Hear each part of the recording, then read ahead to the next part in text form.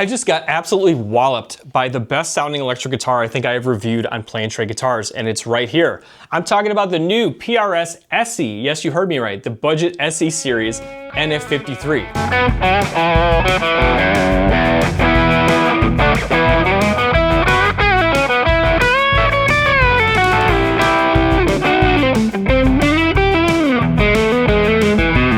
I'm gonna break it down with a deep dive today, talking bench specs.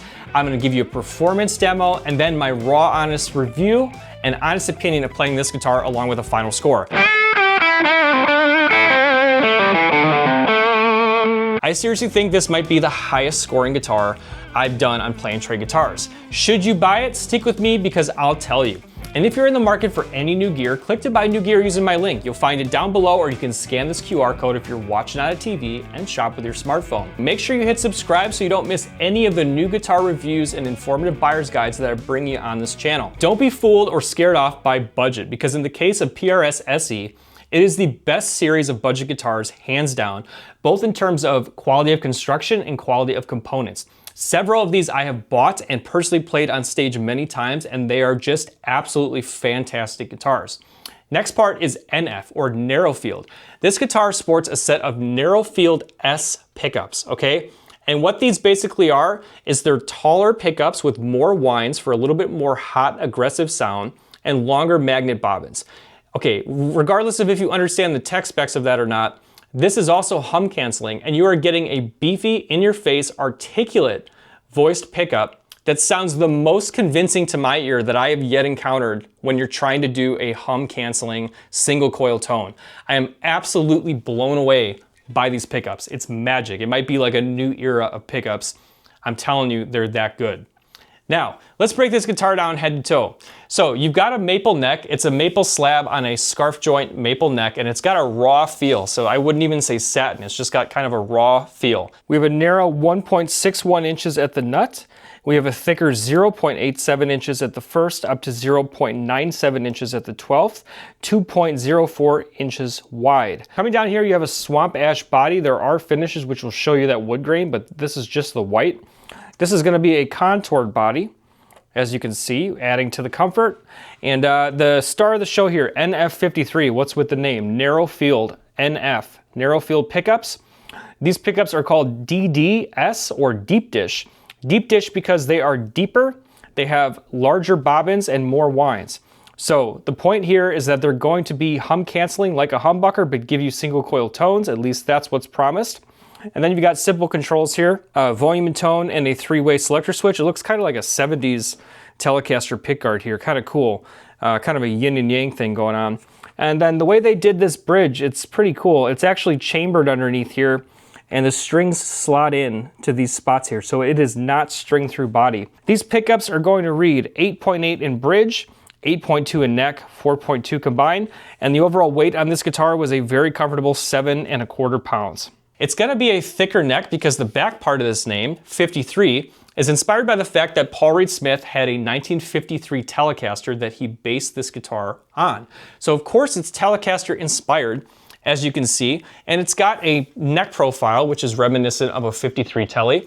It's a little bit thinner at the nut, but it's also thicker all around. So it definitely is a beefier feeling neck, and to me, it was super comfortable to play. Now, you have these beautiful bird inlays. The bird inlays are actually even more dressed up than its more expensive NF53 counterpart in the PRS series. But I'll tell you what, the neck is a standout and a knockout. I even like these cool tuners. They're a little bit longer, I think, than most tuners that you'd find on a PRS. And then coming down to the body, they chose swamp ash for the wood. You can also choose finishes that show more of the wood grain. This is just more of that simple gloss white. And they got this big pickguard, which is pretty cool. It reminds me of like a 70s Telecaster. I'll flip up this large pickguard, give you a look underneath the hood. You can see that there is a shielded route for the pickups. Pickups themselves are attached to this large pickguard. Give you a look at the back of those, and you can see they are definitely taller, so that's part of the deal.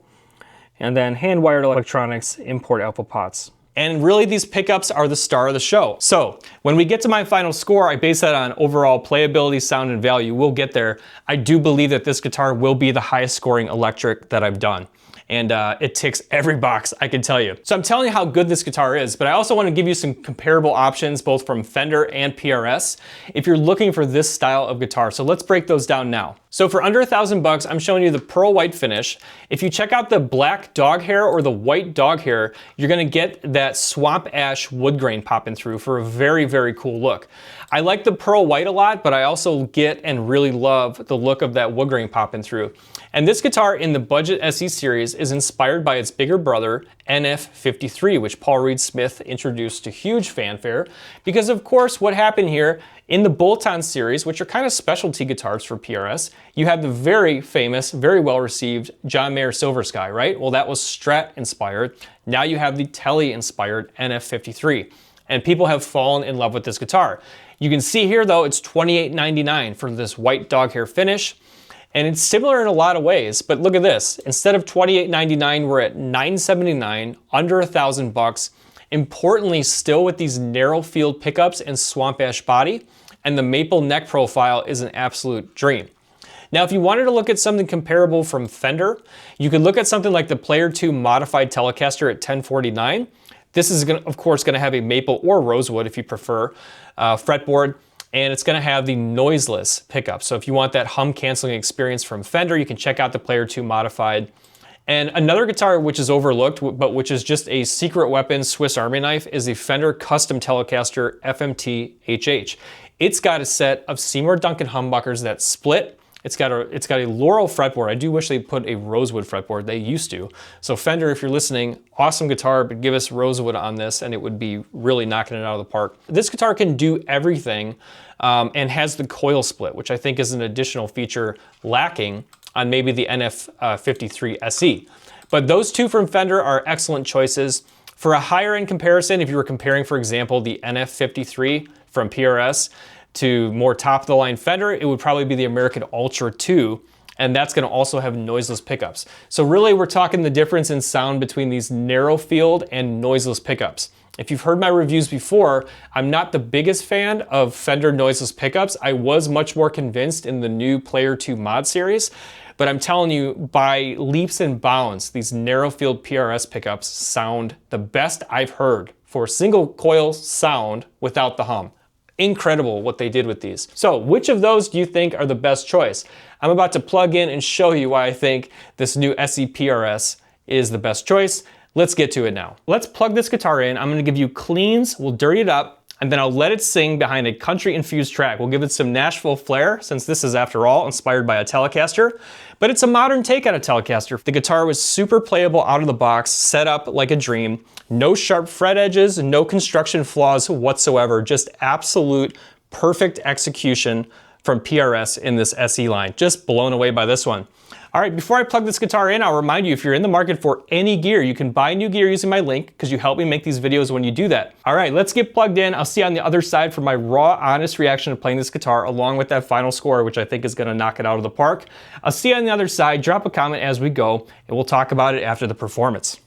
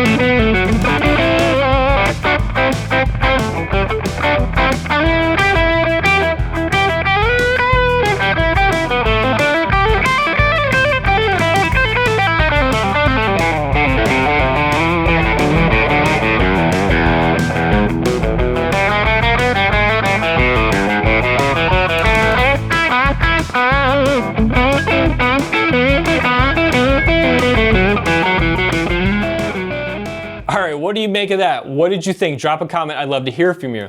I'll remind you to hit subscribe so you don't miss any of these new guitar reviews. And if you are in the market for any of this gear, click to buy that new gear, use my link. It really does help me, and it's a win-win for all of us, right? So thanks for doing that. Now let's talk about this guitar. You stuck with me to the end, so I'll give you my final score. I base it on 3 categories: overall playability, overall sound, and overall value. Let's talk first about playability. You had a lightweight tele style guitar at 7¼ pounds. You had the natural feeling maple neck and the shape of that neck, which was just absolute perfection. You had contoured body, even making it more comfortable to many players than a slab Telecaster style body. And you just had a simple 2-control guitar with a 3-way toggle, nothing fancy to get in your way. And even the feel of this tele bridge, it's not really like an ashtray style tele bridge, it's not even string through body. The feel against the hand is just nice. So from a playability standpoint, absolute knockout. For a guitar that's under $1,000, and we'll talk about value, but for a guitar that is under $1,000, I'm just left absolutely speechless about the playing experience of this guitar. I'm gonna go ahead and give it a 9.5 on overall playability. Then when it comes to sound, these Narrowfield pickups to me are nothing short of revolutionary and possibly life-changing. And you're talking to somebody who adores a Telecaster. I believe a Telecaster is the most versatile guitar on the planet, and I believe that a Telecaster, well, is my favorite guitar on the planet. And so when I see these takes on a Tele that are done, sometimes I'm a little skeptical, okay? I was skeptical that it wasn't string through body. I was skeptical that the pickups were different, that they're trying to do a hum canceling thing on a single coil sound. I'm always a little skeptical. I was proven wrong. I ate my words, I ate my reservations and my worries, okay? Because they absolutely delivered. These Narrowfield pickups, these Narrowfield S pickups are revolutionary. Again, what makes those unique is that they have taller magnet bobbins, allowing more winds overall for a hotter, more focused sound. But the key thing about this guitar is that in every single position, treble, middle, and neck, it was the most articulate sounding guitar with a voice in every position that was unique, but powerful and distinct, and completely usable, completely singing, completely powerful, and just so articulate. That's the word I would use. They are so articulate, these pickups, and there's no hum.